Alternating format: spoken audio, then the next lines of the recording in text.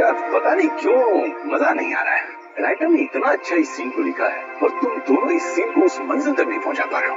माफ कीजिएगा सर, एक और बारी कोशिश करते हैं। हाँ हाँ अच्छा विजय, तुम अपने डायलॉग के पॉज पे ध्यान दो, बहुत फास्ट बोल रहे हो। Okay okay sir.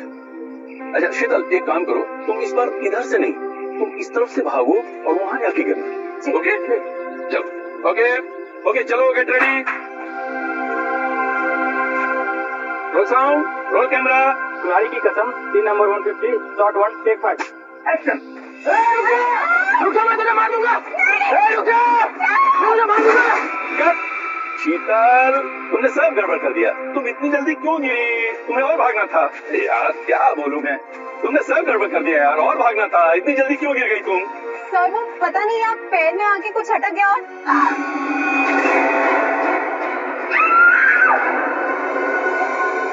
दया में से गया नहीं। आजकल अपने पुराने दोस्तों को भूल गया वो। कैसे वक्त होगा सर, नए दोस्त बना लिए, लेके गए होंगे घुमाने के लिए कहीं। नए दोस्त मिल गए तो आदमी पुराने दोस्तों को भूल जाता है। क्या मतलब? मैं कुछ समझा नहीं सर। अच्छा समझा नहीं, समझते सब अफ्रेडी, ना समझी का नाटक मत करो। दया सर की बहुत तरफदारी करते हो तुम। अच्छा वो मैं समझ गया सर। समझ गया ना? वाह मजा आ गया, बहुत दिनों के बाद इतनी बढ़िया कॉफी पीने को मिली है। अच्छा कॉफी अच्छी है, तो बिल पेमेंट करते हैं। वैसे सर आपको मानना पड़ेगा, आप अपने पुराने दोस्तों को नहीं भूले। तो फिर कहाँ लेके गए डॉक्टर तारिका को खाने?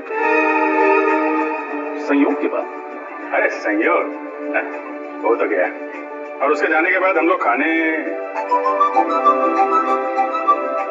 तुमने सही कहा रजत, मैं अपने दोस्तों को नहीं भूलता फ्रेडी, चाहे वो नए हो या पुराने हो। अरे मैं तो कहता हूँ कि डॉक्टर तारिका को भी यहाँ पे बुला लेते हैं। क्यों क्यों? तो वो क्या है, सालू के साहब का चेहरा देख देख के बोर हो गई होगी ना बेचारी। ये बात तो सही कही तुमने, लेकिन वो हैदराबाद गई है ना। हैदराबाद क्यों सर? राखी आ रही है ना, तो उनका कोई सगा भाई नहीं है। हैदराबाद में एक कजिन है, तो उन्हीं को हर साल राखी बांधने जाती है। वैसे सर सगा भाई या सगी बहन ना होने का अकेलापन मैं समझ सकता हूँ। मेरी भी कोई सगी बहन नहीं है, वैसे तो कोई कजिन भी नहीं है, बस एक मुंह बोली बहन थी, गीता। ठीक, मतलब अब कहाँ है? सर बचपन में मेरी पड़ोसी थी, हर राखी पर मुझे राखी बांधना करती थी। फिर स्कूल के बाद मुझे हायर स्टडीज के लिए बाहर जाना पड़ा। जब लौटा तो देखा कि गीता वहां से चली गई थी। सर तब से हर साल उसे राखी पर बहुत मिस करता हूँ। उम्मीद करता हूँ जहाँ भी होंगी बहुत खुश होंगी, और तुम्हें भी उतना याद करती होंगी जितना तुम उन्हें याद करते हो। आप चिंता मत करो, मैं भगवान से प्रार्थना करूंगा कि वो तुम दोनों को जल्द से जल्द ला दे। इस बार की राखी आपके लिए खुशियां लेके आएगी। हेलो जी हाँ बोल रहा हूँ। लाश कहाँ पे? इस आदमी की उम्र 45 साल और उसे मरे हुए लगभग 48 घंटे हो गए जी। 2 दिन से लाश पड़ी हुई है, किसी जानवर ने मारा है क्या इसे? हो सकता है, देखो इसके शरीर का मांस जगह जगह से खा लिया गया है। सर मैंने सुना है कि इस इलाके में कभी कभी शेर चीते आ जाते हैं, लेकिन वो इंसान पर ऐसे ही हमला नहीं करते। तभी हमला करते हैं जब उन्हें उकसाया जाए या किसी तरह परेशान किया जाए। तो हो सकता है ये उनका शिकार करने के लिए यहाँ पे आया, खुद शिकार हो गया। देखो इसके पास से कुछ मिलता है, कोई आइडेंटिटी वगैरह? यस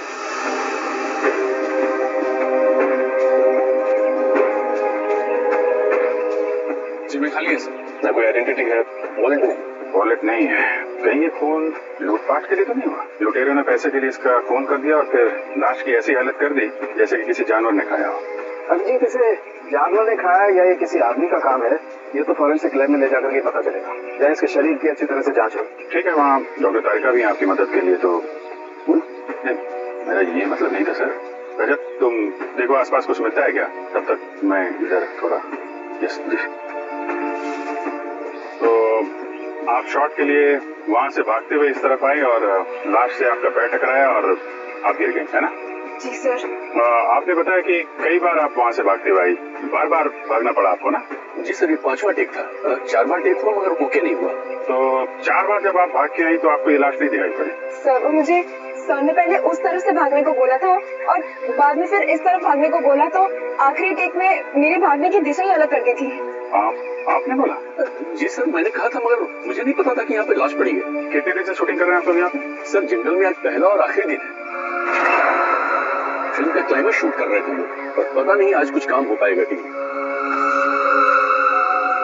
यहाँ पे एक लाश पड़ी हुई है इस हालत में और आप फिल्म में अटके हुए हैं। सर ये ब्रेसलेट मिला सर, वहाँ झाड़ियों में पड़ा हुआ था।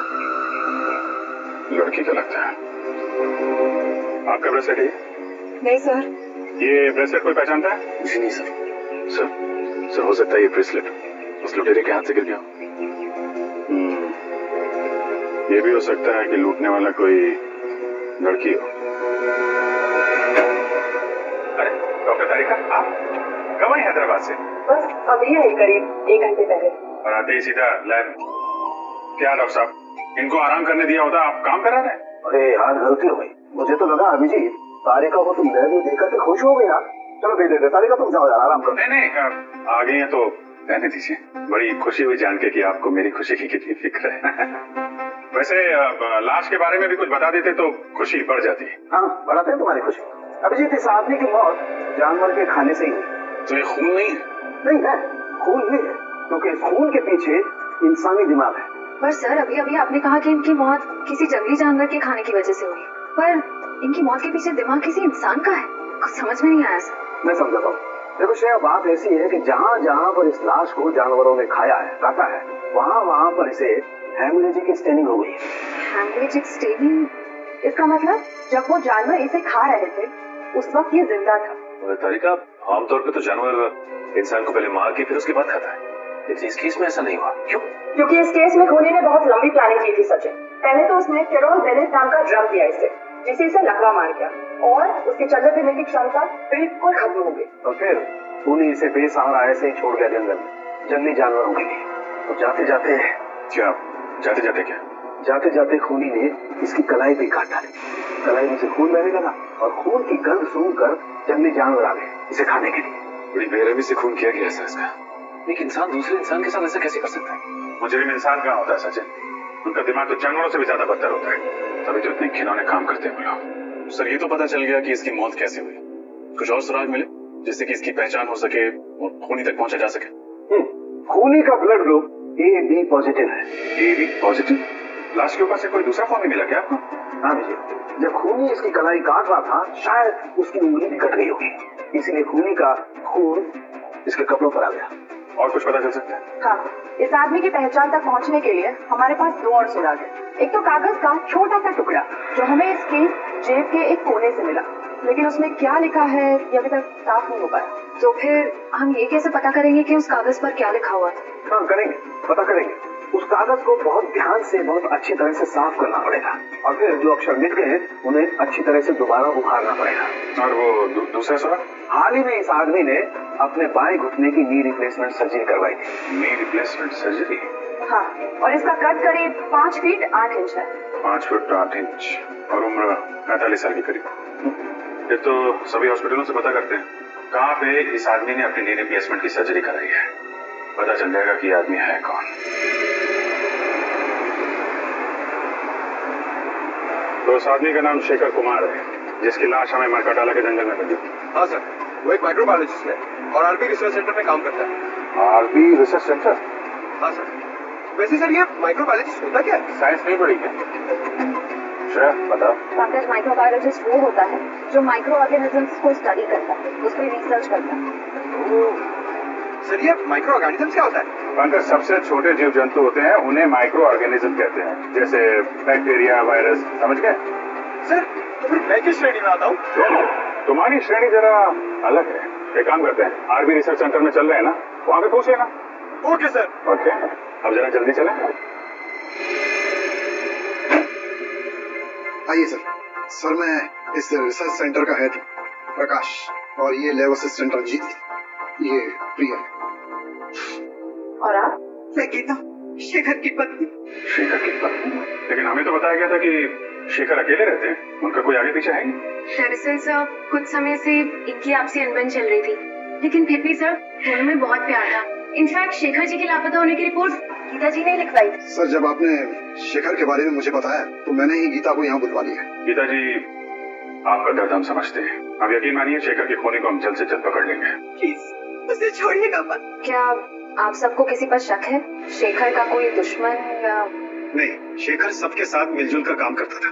आखिरी बार आपने शेखर को कब देखा था? कब मिले थे आप लोग? सर शुक्रवार शाम को करीब 7 बजे वो यहाँ से गया था और ये कहकर गया था कि कल 9 बजे आ जाऊंगा सुबह, लेकिन वो आया नहीं सर। कभी मरकटाला के जंगल का जिक्र किया था उसने बातचीत के दौरान? मरकटाला के जंगल? नहीं सर, कभी नहीं। जब शुक्रवार को शेखर यहाँ पर आए थे तो उनका बिहेवियर कैसा था? कुछ घबराए हुए थे, परेशान थे? नहीं सर, ऐसा तो कुछ नहीं था। रोज की तरह ठीक ठाक ही थे। गीता जी, आप शेखर से आखिरी बार कब मिली थी? सर मैं तो बहुत वक्त से उनसे नहीं मिली हूँ। ठीक है, आप लोग थोड़ा कोऑपरेट कीजिए और हमें अपना नाम और ब्लड ग्रुप लिखवा दीजिए। Blood group? वो क्यों सर? कुछ नहीं है, फॉर्मेलिटी है बस। Uncle Ranjit, blood group O positive. Prakash B+। B positive. Geeta AB positive. Sir Geeta ji, आपका ब्लड ग्रुप AB पॉजिटिव। जी हाँ। ये ब्रेसलेट आपका है? हाँ, लेकिन ये आपको कहाँ से मिला? मैं तो इसे कब से ढूंढ रही हूँ। ये हमें शेखर की लाश के पास से मिला है। गीता जी, आजकल ऐसी बहुत सी केसेस आती है हमारे सामने। कभी कोई प्रेमी अपने प्रेमिका को मारता है तो कभी पत्नी अपने पति का खून करती है। एक साथ 7 जन्मों का साथ निभाने का वादा लेते हैं, लेकिन समझ में नहीं आता एक जन्म तक वादा नहीं निभाते हैं। क्यों? बस खून कर डालते हैं एक दूसरे का। सर मैंने किसी का खून नहीं किया। मैंने शेखर को नहीं मारा। हंसती खेलती जिंदगी थी हमारी और अचानक हम अलग हो गए। लेकिन इसका मतलब ये नहीं कि मैं शेखर से इतनी नफरत करती थी कि मैं उनका खून कर दूं। लेकिन सारे सबूत आपकी तरफ इशारा कर रहे हैं गीता जी, और ये मत सोचिएगा कि आपके आंसुओं से हमारा दिल पिघल जाएगा। अगर आपको लगता है कि खूनी मैं हूँ तो चढ़ा दीजिए फांसी। सर मैं वो गीता, राजन, oh my God, तुम इतने सालों बाद। इस साल मैं CID ऑफिसर बन गया। तुम भी CID में हो? हाँ रजत, तुम जानते हो इन्हें? हाँ सर, ये गीता है मेरी मुंह बोली बहन। सर बहन? मुंह बोली बहन? तो फिर बेहतर होगा रजत कि तुम अपनी भावनाओं को इस केस के आड़े ना आने दो। मैं कुछ समझा नहीं सर। गीता शेखर की पत्नी है और शेखर का खून हुआ है और शेखर के खून का इल्जाम गीता पर है। What? ऐसा नहीं हो सकता सर। मैं गीता को बचपन से जानता हूँ, ऐसा कुछ नहीं करेगी। रजत, मैं भी कब से भी यही समझाने की कोशिश कर रही हूँ, लेकिन ये लोग हैं कि मेरी बात पर भरोसा नहीं कर रहे। सर मैंने तो आपको बताया था ना गीता के बारे में, आप कुछ क्यों नहीं बोलते? रजत, रिश्ते अपनी जगह हैं और ड्यूटी अपनी जगह है। फिलहाल सारे सबूत यही कह रहे हैं कि गीता ने शेखर का खून किया है। रजत, मैंने किसी का खून नहीं किया। मैं तुम्हारी कसम खाकर कहती हूँ, और मैं तुम्हारी झूठी कसम तो नहीं खाऊंगी ना। मैं जानता हूँ गीता, सर जरूर इसे कोई फंसाने की कोशिश कर रहा है, किसी की सोची समझी चाल नहीं। सर, सालुन के साथ की रिपोर्ट के हिसाब से शेखर के कपड़ों पे जो खून लगा था वो गीता जी का है। ये कैसे हो सकता है? सिर्फ इतना ही नहीं गीता जी, आपके जूतों पे जो मिट्टी लगी थी वो भी मरकटाला के जंगलों की है, जहाँ से शेखर की लाश मिली थी हमें। लेकिन सर मैं तो कभी उन जंगलों में गई नहीं। अगर मरकट वाले जंगल में गई नहीं तो फिर वो मिट्टी कहाँ से आई आपके जूतों पर? और आपका खून AB पॉजिटिव जो एक रेयर ब्लड ग्रुप है, वो खून कहाँ से आया शेखर के कपड़ों पर? सर पिछले हफ्ते मैंने रक्तदान किया था, हो सकता है ना कि गड़बड़ वहीं से हुई हो। रक्तदान? कहाँ किया था ये रक्तदान? जरीन के हॉस्पिटल। सर मुझे पूरा यकीन है कि किसी ने गीता का ब्लड वहाँ से चुराया होगा और शेखर के कपड़ों पर डाल दिया होगा। और उन जूतों पर लगी हुई मिट्टी वो भी किसी और ने लगा दी? क्यों? और वो ब्रेसलेट जो शेखर की लाश के पास से मिला वो भी किसी ने डाल दिया? एक बात समझ में नहीं आती रजत, कि अगर कोई गीता को फंसाना चाहता है तो इतनी लंबी प्लानिंग क्यों करेगा? गीता, तुम्हारा कोई दुश्मन है जो तुम्हें फंसाना चाहता हो? नहीं, मेरी जहन में तो ऐसा कोई नहीं। सब हो सकता है शेखर का कोई दुश्मन हो जो उसका खून करके इल्जाम लगाना चाहता हो गीता पर, लेकिन मैं ऐसा होने नहीं दूंगा। मैं उस खूनी को पकड़ के ही रहूंगा। गीता, अगर तुम बेगुनाह हो तो तुम पर आज भी नहीं आने दूंगा। ये एक भाई का वादा है अपनी बहन से।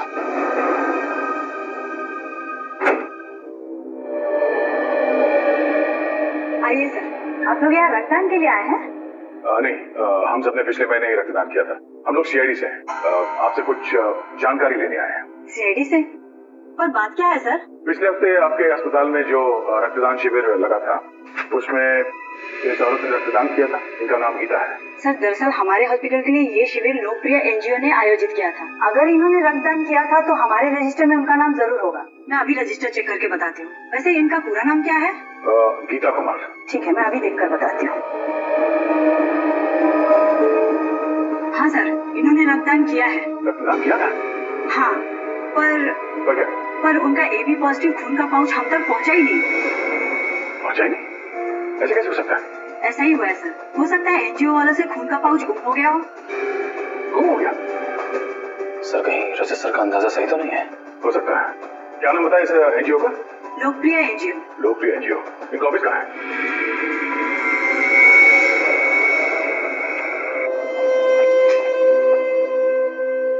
आपको लगता है सर शेखर के घर से हमें उनके खूनी का कोई सुराग मिलेगा? ये तो घर की तलाशी लेने के बाद ही पता चलेगा। तो क्या करूं? तुम वहां देखो, मैं यहाँ देखता हूँ। सर ये देखिए, शेखर जी की रिसर्च लैब, उनकी काम करने की जगह। देखो कुछ मिलता है क्या?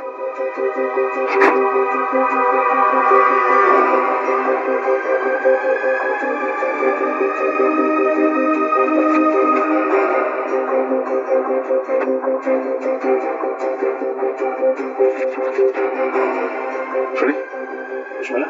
अभी तक तो नहीं सर। घर से नहीं कोई सामान चोरी हुआ है, नहीं हाथापाई के कोई निशान है। इसका मतलब शेखर को घर से नहीं, कहीं और से अगवा किया गया। तो सर हमें उस जगह पे सुराग ढूंढना पड़ेगा जहाँ से शेखर को अगवा किया गया था। मगर सवाल ये उठता है कि उन्हें अगवा किया तो किया कहाँ से? एक सेकंड, तुम्हारे सवाल का जवाब ये देगा। ये तो कैमरा है। एक वायरलेस स्पाई कैम। इसका मतलब शेखर जी पे कोई जासूसी कर रहा था। वही होगा, वो खूनी।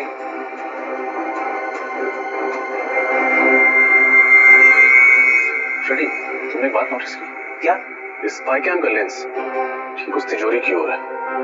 मतलब सर उस तिजोरी में जरूर कुछ ऐसी चीज है जो शायद इस जुर्म की जड़ है। देखते हैं।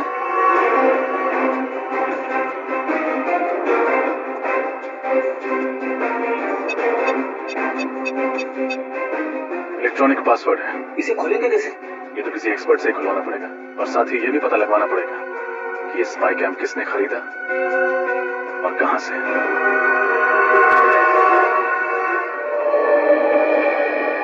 सुनिए, हम लोग सीआईडी से। सीआईडी से? क्या क्या बात है सर? ये कैमरा आप ही की दुकान से खरीदा गया था। दिखाइए सर। एक्सेल के 457D6। हाँ सर, आप लोग ठीक है। ये कैमरा तो अभी मैंने ही बेचा था, करीब 10 दिन पहले। आपको याद है किसको बेचा था? वैसे हर ग्राहक की सूरत पहचानना नामुमकिन है, लेकिन उस आदमी को मैं भला कैसे भूल सकता हूँ? क्यों भाई, ऐसी क्या खास बात थी उसमें? अरे बड़ा बदतमीज आदमी था, गाली देकर बात कर रहा था। आपको गाली दे रहा था? मुझे गाली देता तो धक्के मारकर बाहर ना कर देता दुकान। वो जिससे फोन पे बात कर रहा था उसे गाली दे रहा था। अच्छा, फोन पे और क्या बात कर रहा था, कुछ सुना? सर वो किसी जगह के बारे में बात कर रहा था। हाँ याद आया, विलासनगर। वो किसी से कह रहा था फोन पे कि विलासनगर आकर मुझसे मिले। विलासनगर? अच्छा, उसने पैसे चेक से दिए थे या नगद? नगद दिए थे सर। चेहरा याद है उसका? थोड़ा थोड़ा सर। उसका नाम पता वगैरह लिया तो होगा ना तुमने? नहीं सर, नाम पता तो नहीं लिया। क्यों नहीं लिया तुमने? मालूम है ना तुम्हें ऐसे कैमरे खरीदने वालों की डिटेल्स लेनी पड़ती है। सर मगर मैं जल्दबाजी में। ठीक है, आइंदा ख्याल रखना। फिलहाल ब्यूरो चलिए और उसका स्केच बनवाइए। Okay sir.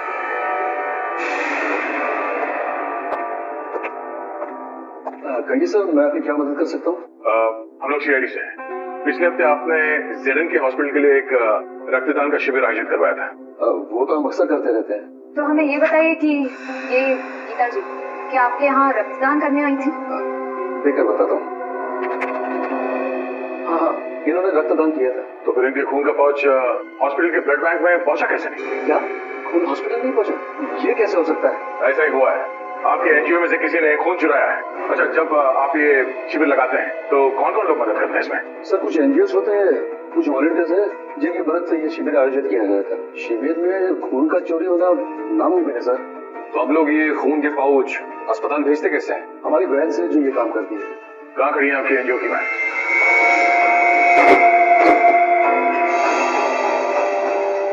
ध्यान से देखो, कुछ न कुछ जरूर मिलेगा यहाँ।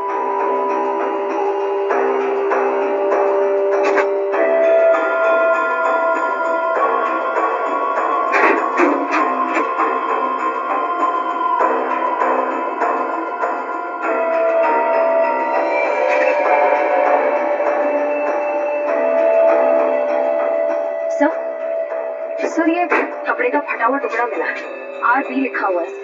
RB मतलब आर्मी रिसर्च सेंटर। शेखर वही काम करता था। सर इसका मतलब कोई वहीं का है जो इस सारा का सारा खेल खेल रहा है। सर जब हम रिसर्च सेंटर गए थे तब रंजीत का लैब कोट थोड़ा सा फटा हुआ था।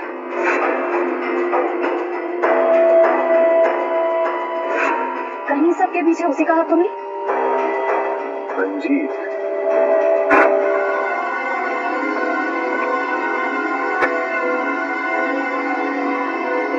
एक मिनट में आया।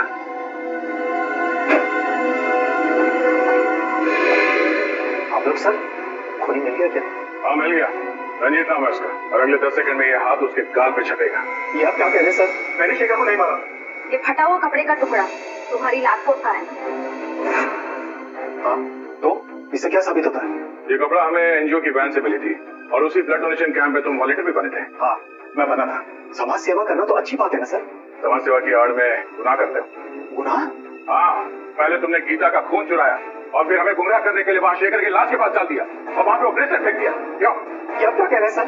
शेखर मेरा भाई जैसा था, मैं भला उसे क्यों मारूंगा सर? हमने तुम्हारी पूरी कुंडली निकाल ली है। शेखर को पता चल गया था कि तुम इस रिसर्च सेंटर से दवाइयां चुराते थे, कालाबाजारी करते थे उनकी और उन्हें ऊंचे दाम में बेचते थे दूसरे हॉस्पिटल्स में। और जब शेखर ने तुम्हें धमकी दी जो सबके सामने तुम्हारे काले कारनामे की पोल खोल देगा तो तुमने उसे ऊपर पहुंचा दिया। सर ये बात सही है कि मैंने रिसर्च सेंटर के साथ धोखा किया है, लेकिन खून जैसा बड़ा और गंभीर अपराध करने की तो मैं सोच भी नहीं सकता सर। अच्छा, शुक्रवार रात कहाँ थे तुम? शुक्रवार की रात को मैं दिल्ली में था सर, अपने दोस्त की शादी की शॉपिंग करने के लिए। शॉपिंग करने के लिए कहाँ गए थे तुम? Sir Valentine boutique. Valentine's boutique.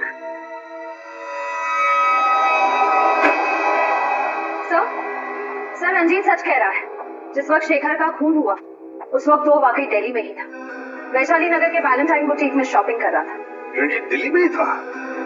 तो फिर अगर रंजीत ने नहीं फंसाया तो फिर गीता को फंसाया किसने? सर मुझे इस बात की बहुत खुशी है कि आपको भी अब लगता है कि गीता निर्दोष है। रंजीत जब तक असली मुजरिम पकड़ में नहीं आता मैं हर किसी को शक की नजर से ही देखता हूँ। सर उस कैमरे की दुकान वाले ने स्केच बनवा दिया सर। बड़ा चटा हुआ बदमाश लगता है ये। कंप्यूटर में चेक किया? हाँ सर, मैच करा के देखा लेकिन मैच नहीं हुआ। तो लगता है कोई नया खिलाड़ी है सर शायद ये सिर्फ कोई मोहरा ही है जिसे असली खूनी ने पैसे दिए होंगे शेखर के घर में कैमरा फिट करने के लिए।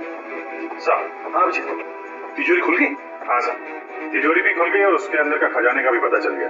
सर ऐसा क्या था उस तिजोरी में? शेखर के रिसर्च पेपर। सर शेखर एक बहुत ही खतरनाक बीमारी मॉन्डिलोविटियस पे रिसर्च कर रहा था। ये वायरस से होती है। शेखर ने इस बीमारी का इलाज ढूंढ निकाला। मॉन्डिलोविटियस, इस बीमारी का नाम सुना है सर, इसका तो दुनिया में कोई इलाज नहीं था। तो फिर अभिजीत इस दवाई की वजह से ही शेखर का खून हुआ है, इस दवाई की वजह से। और कोई तो था जिसे शेखर के इस दवाई की रिसर्च में दिलचस्पी थी। शायद उसी आदमी ने उस तिजोरी के बिल्कुल सामने कैमरा फिट कर दिया और जब शेखर इस दवाई बनाने में कामयाब हो गया तो उसने शेखर को खत्म कर दिया। सर हो सकता है खूनी ने दवाई भी चुरा ली। क्या बात है भाई, बड़े खामोश हैं आप लोग। मैं गुत्थी उलझ गई है क्या? भाई सर बात की सुलझ गई, अब खूनी के काफी करीब पहुंच गए सर। वेरी गुड, और नजदीक पहुंचा देते हैं। बॉस ये है वो कागज जो मैं उस लाश की जेब में से मिला। HOLAD HOLAD होटल या हॉस्पिटल हो सकता है। सचिन चेक करो कंप्यूटर में।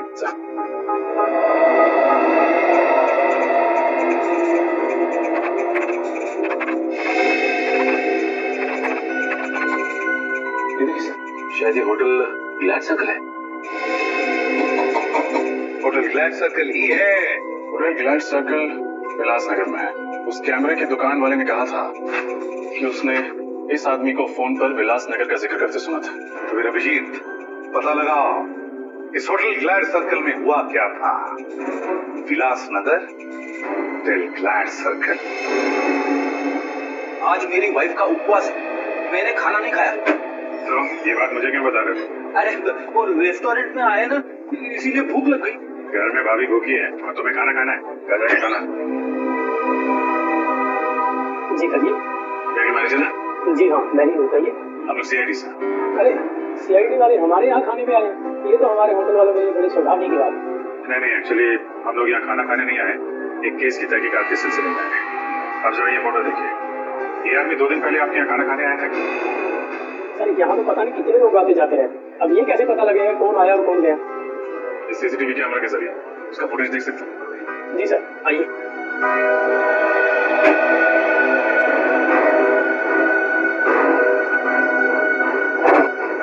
जी आइए। जरा परसों की फुटेज दिखाइए आप। जी सर। सर, शेखर के पास वालों ने कहा था ना कि वो ऑफिस से 7 बजे निकला था, तो यहाँ 8 सवा 8 बजे पहुंचा होगा। 8 बजे के करीब दिखाइए। जी सर।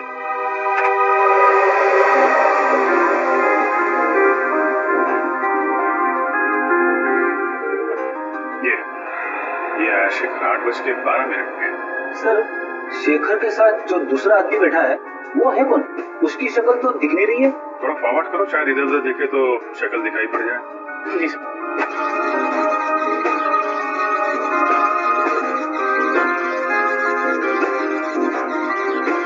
सर, शेखर तो गुस्से में उठ के चला गया, शायद उसकी बहस हुई उस आदमी के साथ। इस आदमी के साथ बहस हुई और यहाँ से वो गुस्से में निकला, लेकिन घर नहीं पहुंचा।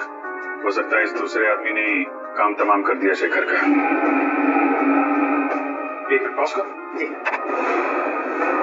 यहाँ पे जूम कर, थोड़ा और।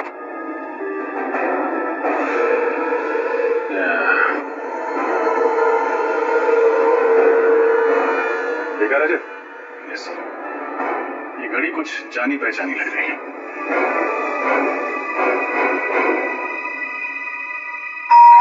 कौन है इस बार? आ रहा। जी भैया, हम लोग सीआईडी से। प्रकाश जी घर पे? साहब तो बाहर जाने वाले और जल्दी में भी है। आप लोग?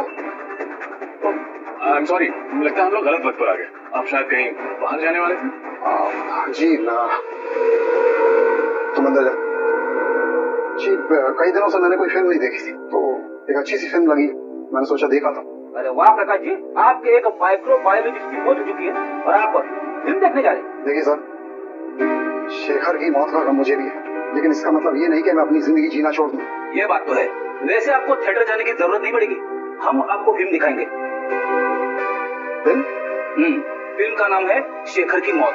शेखर की मौत? जी हाँ, और फिल्म का हीरो है शेखर, जो मारा जाता है। और मारने वाले का नाम यानी कि विलन का नाम है प्रकाश, यानी आप। समझ में नहीं आ रहा है, आप लोग ये क्या बकवास कर रहे हैं? अरे आप सीआईडी से, इसका मतलब ये नहीं कि आप उस पर कुछ भी इल्जाम लगाते जाएं। हम बेबुनियाद इल्जाम नहीं लगा रहे आप पर। आप शेखर की जासूसी कर रहे थे ना? जासूसी? हाँ, जासूसी। ये कैमरा सबूत है इस बात का। जी वो क्या? ये वो क्या? जबान क्यों लड़खड़ाने लगी तुम्हारी? सर, ये सच है कि मैंने शेखर की जासूसी की थी, लेकिन आप मेरा यकीन मानिए, मैंने उसे मारा नहीं। अगर आपने उसे मारा नहीं तो फिर उसकी जासूसी क्यों कर रहे थे? क्योंकि उसने एक खास वैक्सीन का आविष्कार किया था। अगर उसे इंटरनेशनल मार्केट में बेच देता, अरबपति बन जाता। लेकिन शेखर के लिए दौलत से ज्यादा मायने रखता था देश प्रेम। वो अपना ये वैक्सीन भारत सरकार को देना चाहता था। विदेशी कंपनियों को अपने देश की धरोहर बेचकर वो अपनी तिजोरी नहीं भरना चाहता था। जी हाँ, उसके यही आदर्शवादी विचार मुझे पसंद नहीं थे। देश से प्रेम मैं भी करता हूँ, इसका मतलब ये नहीं कि हम अपने बारे में सोचना छोड़ दें। और आपने अपने बारे में सोचा। आपने पहले शेखर की जासूसी की, फिर उसका फॉर्मूला दिया, और जब आपका काम हो गया तो आपने उसे अपने रास्ते से हटा दिया। आप ये कैसी बातें कर रहे हैं? शेखर मेरा दोस्त था, मैं उसे क्यों मारूंगा? क्योंकि आप उसका फॉर्मूला हथियाना चाहते थे। उससे समझौता करने के लिए आपने उसे होटल ग्लैड सर्कल में बोला, लेकिन जब उसने आपकी बात नहीं मानी तो आपने उसे खत्म कर दिया। देखिए सर, ये सच है कि मैं उससे वहां मिला था, लेकिन उस मुलाकात के बाद मैं होटल क्लॉकवुड में चला गया। होटल क्लॉकवुड? जी, क्या करने गए थे आप? सर, ऐसी ड्रिंक्स लेने। Soft drinks? सर, मैं वहाँ शराब पीने गया था, मुझे ज्यादा चढ़ गई थी, तो मैंने सोचा कि क्यों ना होटल में चेकिंग कर लूं। मैं वहीं रुक गया, ट्रांसफर वहीं था। कहानियां तो नहीं बना रहे हो? देखिए सर, मुझे जो कुछ पता था मैंने आपको सच सच बता दिया। इसके बाद भी अगर आपको यकीन नहीं होता तो आप होटल क्लॉकवुड में फोन कर लीजिए। फोन करेंगे, आपको पता चल जाएगा कि मैं रात को वहाँ था या नहीं था। बिल्कुल पता करेंगे। आपके पास होटल का नंबर है? जी है, दीजिए। ये लीजिए सर। होटल क्लॉकवुड, सीनियर इंस्पेक्टर रजत, सीआईडी से। अच्छा, 3 दिन पहले आपके यहाँ प्रकाश जी ठहरने आए थे? हाँ भाई, आरबी रिसर्च सेंटर के हेड आए थे। ठीक है, थैंक यू। मतलब प्रकाश जी सच बोल रहे हैं? पूरा सच नहीं बोल रहा है। क्या मतलब? मतलब ये कि अभी भी हमसे कुछ छुपा रहे हैं। मैंने आपको सब कुछ बता दिया सर। लेकिन आपने ये नहीं बताया कि शेखर के घर में ये कैमरा किसने फिट किया था? सर ये कैमरा गुल्लू की मदद से फिट किया था। गुल्लू? जी। कौन गुल्लू? जी वो चोरी के इल्जाम में 2 हफ्ते से जेल में है। सर लगता है इनकी कहानियां खत्म नहीं होने वाली है। एक काम करते हैं, इनको ब्यूरो ले जाते हैं, वही सुनेंगे इनकी कहानियां। सर, ये प्रकाश बिल्कुल सच कह रहा है सर। गुल्लू 2 हफ्ते से जेल में ही है। अरे, अगर प्रकाश ने शेखर को नहीं मारा तो फिर कौन हो सकता है जिसके पास शेखर को मारने की वजह थी? ये अशोक सर, शेखर को मारने की सबसे बड़ी वजह इसी के पास थी। अशोक कौन है? सर शेखर रिसर्च फील्ड में आने से पहले एक सर्जन था जीडी हॉस्पिटल में। इसने अपनी जिंदगी में बहुत सारे ऑपरेशन किए, लेकिन एक ऑपरेशन असफल रहा। 19 जून 2003 में इसने एक ऑपरेशन किया 10 साल पहले, जिसमें ऑपरेशन थिएटर में ही औरत दम तोड़ दी, और वो भी इसकी लापरवाही की वजह से। और इस बात का इतना बड़ा सदमा लगा इस शेखर को कि इसने ये फील्ड ही छोड़ दी। उसके बाद इसने माइक्रोबायोलॉजी पर रिसर्च शुरू कर दी। और उस औरत का पति है ये अशोक। काफी बड़ी वजह है इस अशोक के पास शेखर को मारने की। पर ये 10 साल तक चुप क्यों बैठा रहा? उठाओ इस अशोक को।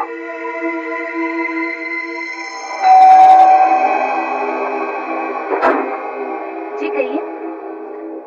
जी हम लोग सीआईडी से। अशोक जी हैं घर पर? आप अशोक जी से मिलने आए हैं? हाँ, मगर आप ये किस लिए पूछ रही है? नहीं, बस थोड़ी सी हैरानी हुई। ज्यादातर उनसे कोई मिलने नहीं आता, इसलिए। अच्छा, खैर हम उनसे मिलना चाहेंगे। आइए।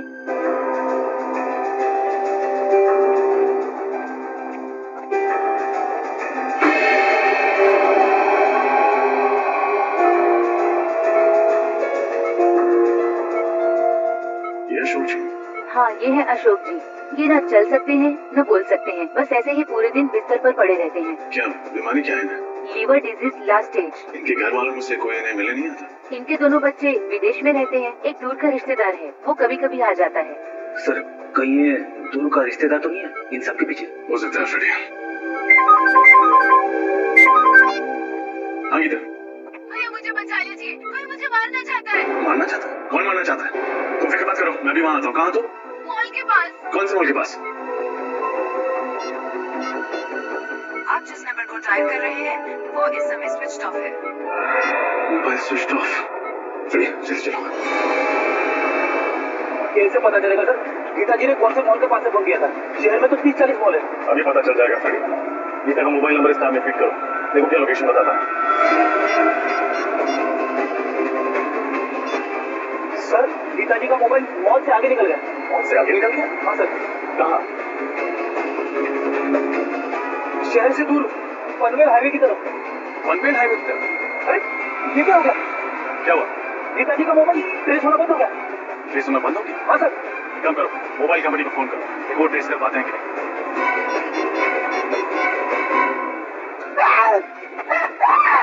बचाओ! बचाओ! कोई है!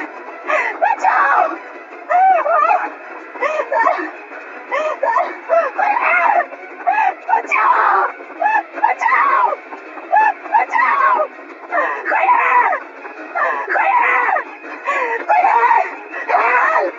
हेल्प! कोई है! बचाओ! बचाओ! कोई है! कोई है! कोई है! हेल्प! हेल्प! कोई है! बचाओ! कौन हो तुम? और क्यों मेरा पीछा कर रहे हो? क्यों मारना चाहते हो मुझे? तुम भी उसी वजह से मरोगी जिस वजह से मैंने शेखर को मारा था। तुम लड़की हो, शेखर को क्यों मारा तुमने? शेखर को तो मरना ही था, लेकिन अब तुम भी मरोगी। रुक जाओ, चाकू नीचे करो वरना अंजाम बहुत बुरा होगा। भैया तुम अपनी गन नीचे करो, वरना इस साल राखी तक हमारी सगाई पूरी की पूरी हो जाएगी। अगर गीता को कुछ भी हुआ ना तो तुम सोच भी नहीं सकते कि तुम्हारा क्या हाश करूंगा मैं। चाकू नीचे। तो मुंडा ही होगा। चाकू नीचे फेंक दो चाकू। ससुराल जाने से पहले अपना घूंघट तो उतारो।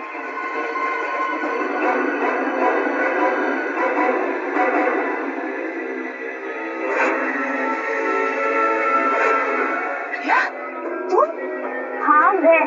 शेखर ने तुम्हें सहारा दिया, तुम्हारे लिए इतना सब कुछ किया, तुम्हें नौकरी दी और तुमने शेखर को ही मार दिया। हाँ मैंने ही शेखर को मारा और इस बात का मुझे कोई अफसोस नहीं। पागल का मामू। बोलो क्यों किया तुमने ये सब? मैंने जो भी कुछ किया अपनी माँ की मौत का बदला लेने के लिए किया। माँ की मौत का बदला? जब 10 साल की थी, जब ऑपरेशन थिएटर में मेरी माँ ने तड़प तड़प के अपना दम तोड़ दिया, सब उस शेखर की वजह से। ओह, तो तुम अशोक की बेटी हो? हाँ, शेखर 2 दिन से सोए नहीं थे, वो ऑपरेशन करने की हालत में भी नहीं थे। मैंने उन्हें बहुत समझाने की कोशिश की लेकिन उन्होंने मेरी एक नहीं सुनी और इस बात के लिए मैंने उन्हें कभी माफ नहीं किया। अरे तो फिर आपने ये बात हमें पहले क्यों नहीं बताई? इस बात का कभी जिक्र ही नहीं हुआ कि मैं आप लोगों को बताऊं। मेरी माँ के गुजरने के बाद मेरे पिताजी ये सदमा बर्दाश्त नहीं कर पाए। अब ना तो वो चल फिर सकते हैं और ना ही कुछ बोल सकते हैं। इसलिए तुमने शेखर का खून कर दिया और गीता को फंसाने के लिए उस एनजीओ वैन से उसका ब्लड पाउच चुराया और शेखर के कपड़ों में डाल दिया। गीता का ब्रेसलेट भी तुमने उसकी लाश के पास छोड़ दिया। इतना ही नहीं, गीता के जूतों में जो मिट्टी मिली वो भी तुमने ही लगाई थी। और रंजीत को फंसाने के लिए उसके कोट के कपड़े का टुकड़ा वहाँ एनजीओ वैन में छोड़ दिया। क्यों? हाँ, मैंने सब कुछ किया। माना कि तुम्हारे साथ जो हुआ वो बहुत बुरा हुआ, लेकिन एक गलती की सजा एक और गलती नहीं हुई। तुम्हारी माँ को कितनी तकलीफ हो रही होगी ये सोच के कि उनकी वजह से उनकी अपनी बेटी एक खूनी बन गई। तुम्हें एक बार भी अपने बीमार पिता के बारे में नहीं सोचा? अगर अदालत तुम्हें फांसी देती है तो उनकी देखभाल कौन करेगा? मैं बदले की भावना में अंधी हो गई थी। शेखर का खून किया तुमने और तुम्हें सजा तो होकर रहेगी। Thank you so much. अगर आज आप लोग सब नहीं होते तो या तो मैं जेल में होती या जिंदा ही नहीं होती। ऐसा कुछ भी नहीं होता। मुझे पूरा यकीन था कि तुम बेगुनाह हो और सीआईडी के रहते हुए कभी किसी बेगुनाह को सजा हो ही नहीं सकती। ये बात तो है। अरे भाई रजत, इतने दिनों बाद तुम्हारी बहन तुम्हें मिलने आई है तो कुछ मिठाई विठाई नहीं खिलाओगे? खाओगे, खिलाओगे कुछ भी? लेकिन अगर आप लोगों को ऐतराज ना हो तो मैं पहले अपने भाई को राखी बांधूं। और इसमें ऐतराज की क्या बात है? भाई की कलाई पे राखी बांधना तो हर बहन का अधिकार है। प्लीज। और राखी बंधवाने के बाद अपनी जेब खाली करना हर भाई का अधिकार है।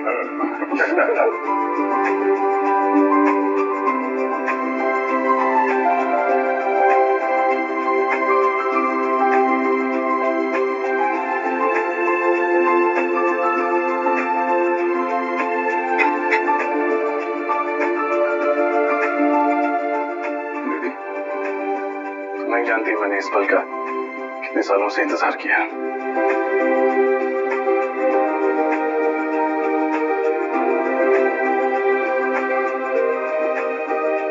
हमेशा खुश रहो, हंसती रहो।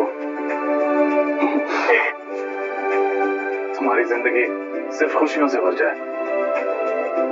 और याद रखना, जब भी तुम्हें जरूरत हो तुम्हारा भाई हमेशा तुम्हारे साथ। आप दुनिया के सबसे अच्छे भाई हो। भगवान करे सब बहन को आपके जैसा भाई मिले।